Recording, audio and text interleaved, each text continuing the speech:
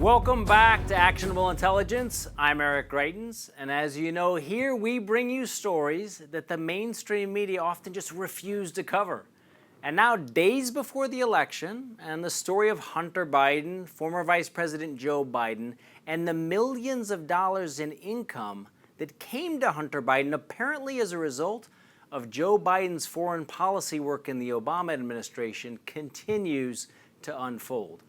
Today, Just the News is breaking the story open further with a story that Joe Biden's son Hunter thought that his lucrative Ukrainian pay was in jeopardy after his father left office. Well, joining us is Just the News founder and editor-in-chief, John Solomon. John, thanks for joining us. Great to be with you here. So tell us about this latest iteration in the story. So these are a combination of text messages that come from Tony Bobolinsky's files. So he's the former CEO. He's become a whistleblower to the Senate and to the FBI about the Hunter Biden financial relationship.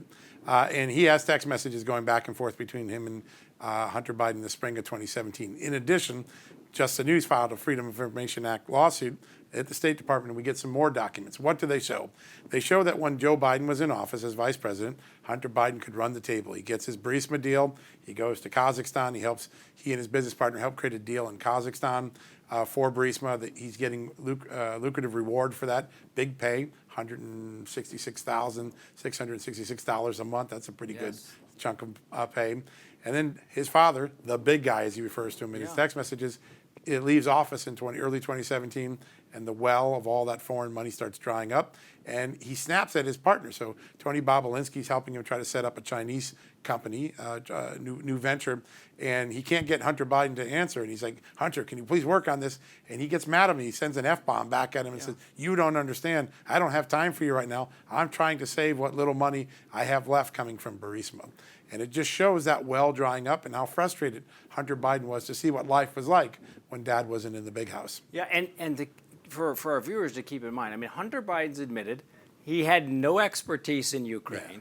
He had no expertise in the gas industry, and he's getting, if I'm reading this right, over the course of time, over $4 million is coming into him and to his partners. I mean, for people who are in real America, they know exactly why, or they can guess exactly why he was getting paid. And remember, he also says in that famous ABC interview, did you get the job because of your dad's name? Yeah, probably. In fact, most things that came my way had something to do with my name. Yeah. So he was almost rather remarkably candid about it.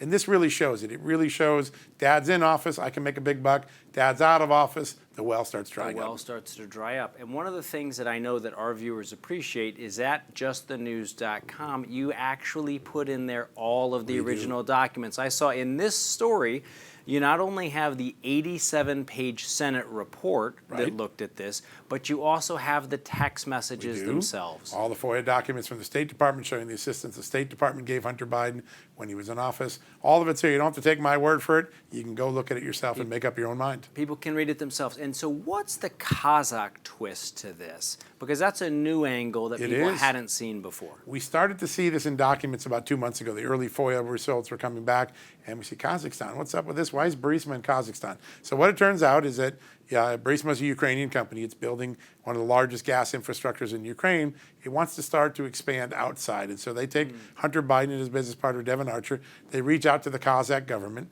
They strike a gas deal between the two nations. It's the first ever gas deal where Ukraine is assisting a former Soviet republic like Kazakhstan on its own gas development.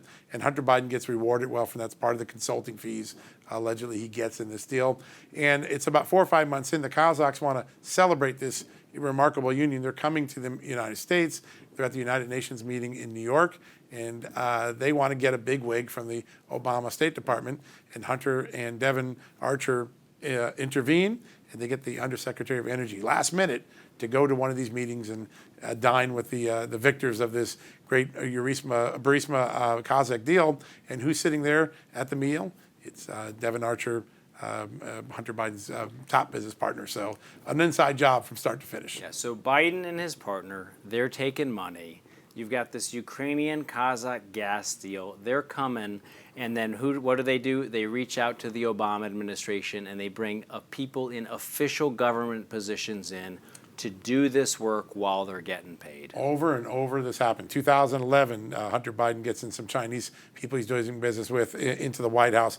2013, he flies Air Force Two, and he has his father introduced to the man who's about to start a $1.5 billion investment fund with him. 2015, he meets with a Burisma official. 2015, they get Catherine Novelli to meet with this one.